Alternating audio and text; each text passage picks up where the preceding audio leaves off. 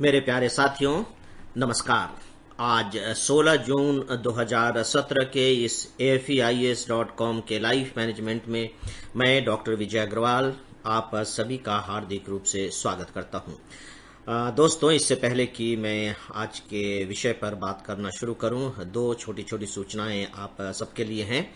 पहली सूचना तो यह कि चूंकि आज शुक्रवार है तो मैं जनरली शुक्रवार को यह सूचना देता हूं कि शनिवार और रविवार को लाइफ मैनेजमेंट अवेलेबल नहीं होगा। मंडे को फिर हम इस पर बात करेंगे। दूसरे यह मित्रों कि बहुत से इस स्टूडेंट्स के मेल आ रहे हैं डॉक्टर प्रीति अग्रवाल का नंबर जानने के लिए, जो कि हमारी काउंसलर हैं, और आप सबको यदि लाइफ से संबंधित कोई समस्या हो या कोई सवाल पूछने हो तो आप उनसे फोन करके पूछ सकते हैं। बहुत से पहले नंबर दिया गया था, लेकिन हो सकता है कि नए स्टूडेंट फिर से मांग कर रहे हो, नए लोग फिर से मांग कर रहे हो, तो मैं आपको प्रीति अग्रवाल का मोबाइल नंबर दे रहा हूं। उनका नंबर है 9644624449। मैं नंबर रिपीट कर रहा हूं, 9644624449। तो दोस्तों, आइए अब हम आज के विषय पर बात करते हैं। और आज के लिए मैंने विषय चुना है कि ठीक है, हम सबके अंदर गुण होते हैं, लेकिन सवाल यह है कि उन गुणों का विकास कैसे किया जाए।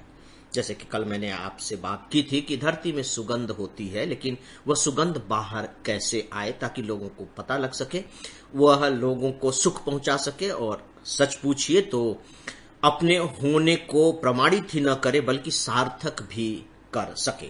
तो डेफिनेटली मेरे अंदर बहुत से गुण हैं, लेकिन वो अंदर छिपे हुए हैं, उसका मैं उपयोग ही नहीं कर पा रहा हूं, न अपने लिए न दूसरों के लिए ही। तो फिर ऐसे गुणों का अर्थ भी क्या है? हाँ, ये जरूर है कि चूंकि मेरे अंदर गुण हैं और अवगुणों से मैं अगर अपने को बचा लेता हूं तो थोड़ा बहुत फायदा मुझे हो जाएगा, लेकिन इससे अधिक और कुछ भी नहीं। तो फ्रेंड्स, जैसा कि मेरा मानना है कि चीजों का होना ही महत्वपूर्ण नहीं होता है, बल्कि उससे ज्यादा महत्वपूर्ण होता है कि हम उन चीजों का इस्तेमाल करें और सही तरीके से इस्तेमाल करें। मैं आपको एक बहुत खूबसूरत प्रसंग बताना चाहूंगा इस बारे में, जो महाभारत का प्रसंग है। और सामान्यतया जब हम महाभारत की बात करते हैं तो यह प्रसंग छूट जाता है। इनफैक्ट यह प्रसंग नहीं है, यह एक आत्म स्वीकृति है, और यह आत्म स्वीकृति है दुर्योधन की। होता क्या है, जब हम किसी कहानी किस्से के बारे में सोचते हैं या सुनते हैं तो हमारे दिमाग में धारणा बन जाती है कि अच्छा, ये हीरो है, आदर्श व्यक्ति होगा, यह खलनायक है, यह बेकार आदमी होगा, है ना, यह है एंटी हीरो है, यह बुरे काम करता होगा। हमारे दिमाग में यह धारणा बन जाती है। वहां हम थोड़ा सा मिस कर जाते हैं। हमसे मिसिंग यह होती है कि हम ये नहीं देख पाते कि अगर ये अच्छा आदमी है तो इसके अंदर भी कहीं ना कहीं एक बुरा आदमी छिपा होगा, भले ही वह शांत बैठा हुआ है या छुप कर बैठा हुआ है। अगर कोई बुरा आदमी है तो बुरा आदमी के अंदर भी एक अच्छा आदमी मौजूद होगा। यह बात अलग है कि वो एक्टिव नहीं है, वो चुपचाप छुपकर सिर छुपाकर बैठा हुआ है। अब होता यह है कि अच्छे आदमी के अंदर उस बुरे आदमी को दबाकर रखा जाए तो वो अच्छा आदमी बन जाएगा, लेकिन कभी कभी होता यह है कि वो बुरा आदमी भी अपना सिर उठाने लगता है, तो पता लगता है कि थोड़े समय के लिए वह आदमी हमें बुरा दिखाई देने लगता है, लेकिन बहुत जल्दी वह उसकी गर्दन फिर से मरोड़ देता है या उसके सिर को दबा करके कहता है कि चुप बैठो।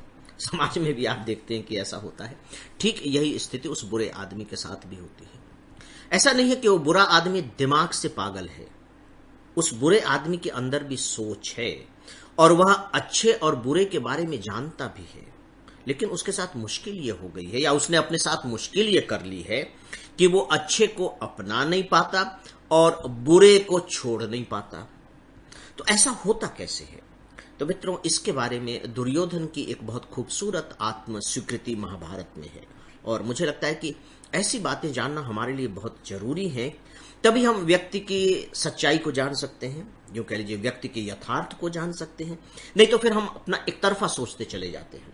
दुर्योधन बुरा ही बुरा था, अर्जुन अच्छा ही अच्छा था, इस तरह की धारणाएं बनती हैं, जो मुझे लगता है कि एक संपूर्ण और सही धारणा नहीं है, और यही हमसे चूक हो जाती है। एक जगह दुर्योधन ने कहा है, और बड़े स्पष्ट तरीके से कहा है, कि मैं जानता हूं कि धर्म क्या है, अधर्म क्या है। देखिए, यहां जो धर्म और अधर्म की बात कह रहे हैं, दुर्योधन जो कह रहा है वो अच्छे और बुरे की ही बात कह रहा है। सही क्या है और गलत क्या है, इसी की बात कह रहा है। उस समय इसे ही धर्म और अधर्म कहा जाता था। मैं जानता हूं कि धर्म क्या है, मैं यह भी जानता हूं कि अधर्म क्या है, लेकिन मैं क्या करूं? धर्म में मेरी प्रवृत्ति नहीं होती है और अधर्म से मेरी विवृत्ति नहीं होती है। यानी कि धर्म में मैं लग नहीं पाता हूं और अधर्म से मुझे छुटकारा नहीं मिल पाता है, मैं इसे छोड़ नहीं पाता हूं। देखिए, दुर्योधन जिसे हम इतने बड़े खलनायक के रूप में जानते हैं, उसको भी इस बात की जानकारी है कि सही क्या है, गलत क्या है, उचित क्या है, अनुचित क्या है। इसे ही वो धर्म क्या है, अधर्म क्या है कहता है। लेकिन क्या कारण है कि वो धर्म का विकास नहीं कर पा रहा है? अब हम इसी पर आते हैं। और वो अधर्म को छोड़ नहीं पा रहा है, आखिर क्या कारण है? मित्रों, इसके लिए चाहे आप समाजशास्त्र उठाकर देख लें, चाहे आप मनोविज्ञान उठा करके देख लें, चाहे आप जीवन को यूं ही विस्तार करके देख लें, जीवन पर निगाह डालकर देख लें, मुझे लगता है कि इसका जो सबसे बड़ा कारण होता है वह होता है वातावरण। वातावरण में इसलिए कह रहा हूं क्योंकि मैं प्रकृति के सिद्धांत को मानकर चलता हूं। आप पूरी प्रकृति में देखिए तो प्रकृति में वही चीजें वहां पैदा होती हैं जो वहां के वातावरण के अनुकूल होती हैं। वातावरण के हिसाब से वहां सारी चीजें मौजूद है। अगर आर्टिफिशियल तरीके से कोई चीज वहां उगाई बनाई नहीं गई है तो हमारे समाज का भी एक वातावरण है, हमारे मनोविज्ञान का भी एक वातावरण है जिसमें हम सोचते हैं, समझते हैं और हमारा दिमाग विकसित होता है, हमारे संस्कार बनते हैं। अब यूं तो आप देखिए तो दुर्योधन हो या अर्जुन हो, वातावरण तो एक ही था, एक ही परिवार था, एक ही गुरु द्रोणाचार्य थे, राज शिक्षा देने वाले एक ही भीष्म पितामह थे, सलाहकार विदुर थे। फिर ये दोनों में इतना अंतर कैसे हुआ? मित्रों, यहां वातावरण को थोड़ा सीमित कर दीजिए, थोड़ा सा समेट लीजिए, उसका थोड़ा सा छोटा रूप ले लीजिए, तो वो फिर आकर टिकती है संगति पर, कि आपकी संगति कैसी है। इसीलिए भारत में संगति को बहुत ज्यादा महत्व दिया गया है, बहुत ज्यादा, कि जैसी हमारी संगति होगी वैसी ही हमारी प्रवृत्ति होगी। इसे आप इस रूप में भी देख सकते हैं कि जैसी हमारी प्रवृत्ति होगी हम अपने लिए वैसे ही संगति चुनेंगे। लेकिन मुझे लगता है कि यह बात उतनी सही नहीं है। यह बात अपने आप में सही है लेकिन पूरी तरह सही नहीं है। कभी कभी यह लगता है, कभी कभी ऐसा भी होता है कि हमारी प्रवृत्ति तो बहुत अच्छी है लेकिन किन्हीं कारणों से हम गलत संगति में पड़ जाते हैं, परिस्थितिवश पड़ जाते हैं और फिर हमें छुटकारा नहीं मिल पाता, या वो लोग नहीं छोड़ना चाहते, या यूं कह लीजिए कि हम ही उसे नहीं छोड़ना चाहते। कभी कभी ऐसा भी होता है, लेकिन ज्यादातर मामलों में यही होता है कि जो हमारी प्रवृत्ति होती है उसी के अनुकूल हम अपने लिए संगति चुनते हैं। देखिए, अब संगति में आप बहुत विस्तार दे सकते हैं। मैं कहां रहूंगा, ये, मैं किस कॉलोनी में जाऊंगा, ये, मैं कहां पढ़ूंगा, ये, अगर चयन की सुविधा मुझे है तो, कौन मेरे दोस्त होंगे, कौन मेरा जीवन साथी होगा, कौन मेरा सलाहकार होगा, ये सारी की सारी चीजें संगति के अंदर ही आती हैं। संगति का मतलब आप कोई कीर्तन भजन और प्रवचन वाले संगति को मत लीजिएगा। संगति का मतलब जिनके साथ मैं रहता हूं, बस सीधी सी बात है। आप कह सकते हैं महफिल, दोस्त, जो भी आप कहना चाहें। तो मित्रों, यही वह बात थी जो दुर्योधन और अर्जुन को अलग करती थी।